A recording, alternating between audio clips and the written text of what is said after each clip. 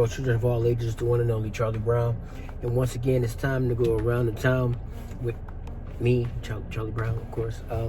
But before we jump into this movie review, can you guys please hit that like button, that subscribe button, the share button, tell your friends about it, buttons, whatever button up your buttons. If you have a zipper, get rid of the zipper and get a button. You know, all those buttons, please.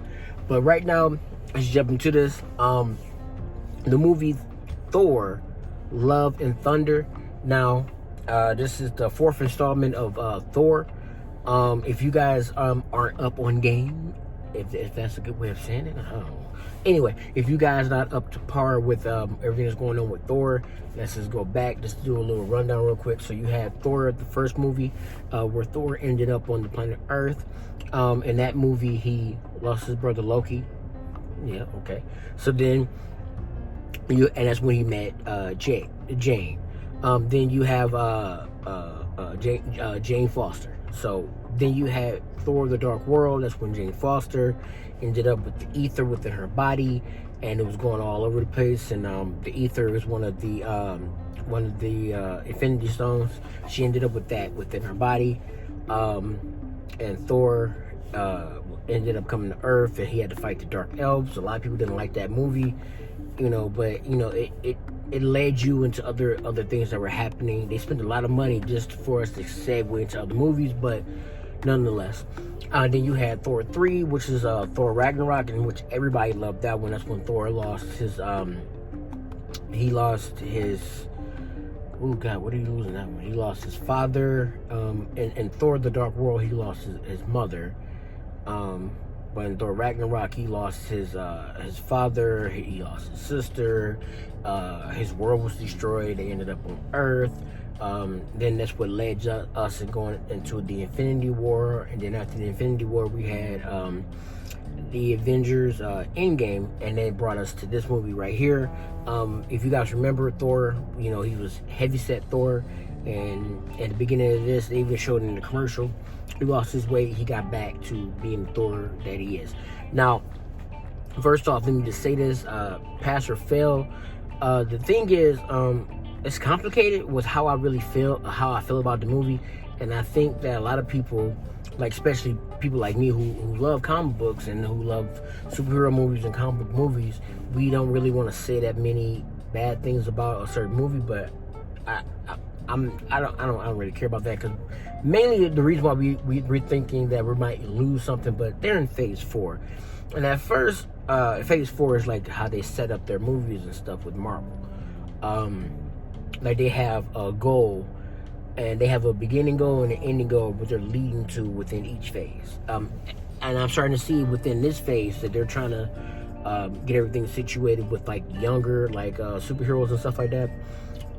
Because of how this movie ended. Now, I'm not going to tell you guys anything, but if you guys have seen the movie, you know what I'm talking about. And if you haven't seen the movie, make sure you stay.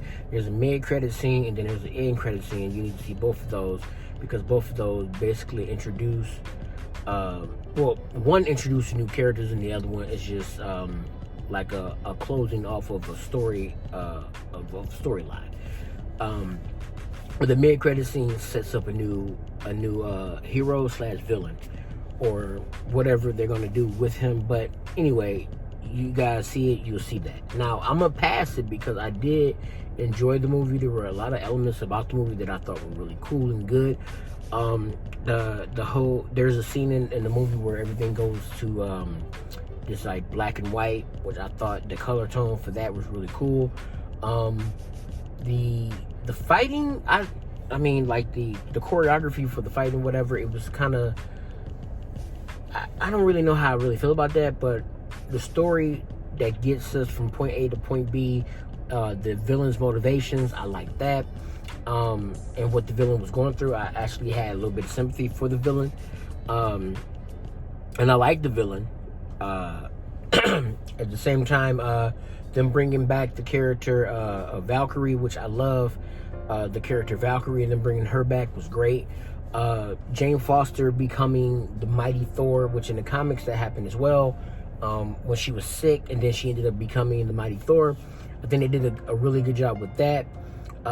there are times where the two characters are together, and I'm kind of like, about how the two characters are in their relationship. I think they did a great job conveying like how Thor feels about her, and the amount of loss that he's been through, like, because he's lost something in every single movie. Everything that he's been in, he's lost something. Like, again, he lost his brother, then his brother wasn't gone, then he lost his mother, and then he lost his brother again, but then his brother wasn't gone, then his brother actually died, then he lost his sister even though he just met her, then he lost his father, then he lost his planet.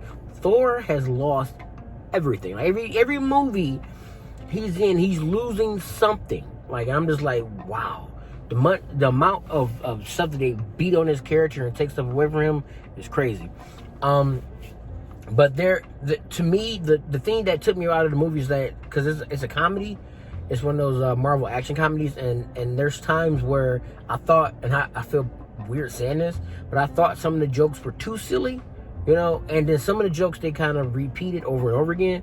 Like, for example, there was a joke where they kept saying the word orgy over and over again. They just kept bringing it up, and it was within like a very short time span, and I was like, yeah, okay, well, it's like you're hitting you're kicking a dead horse. So it's like, what's the purpose of this? Like, this stop. Like, and then there were other times where the jokes, they didn't go over my head, but just like, why did I need that why'd you need that as a joke? So, but then, like, tonally, the jokes, because there were times where the movie needed to be serious, and there were times where the movie would need to be, jokey. And again, I'm saying the movie was silly as opposed to jokey. Like, they had good jokes, and they put them in good places. And I think with Ragnarok, the way that they set that up, they were trying to do the same thing with this one. But I think they could have relaxed a little bit on the amount of jokes that they had in the movie. Like, I think a lot of those jokes like kind of took me out of it. Now, other people might see it and be like, oh, this was hilarious, it was great. That's fine.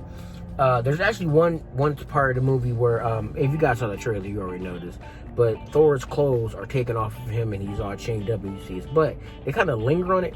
And then my son leaned over at me and he said, what is this movie rated?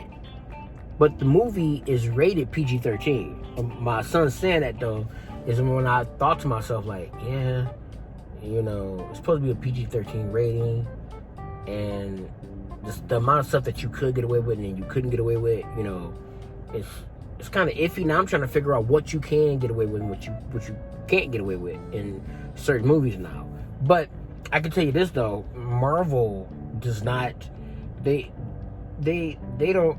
They're putting stuff in their movies now where they're incorporating everything, any type of, they're how should I put this? Because the one character, the one female character, she's a lesbian, and they pretty much already brought that up.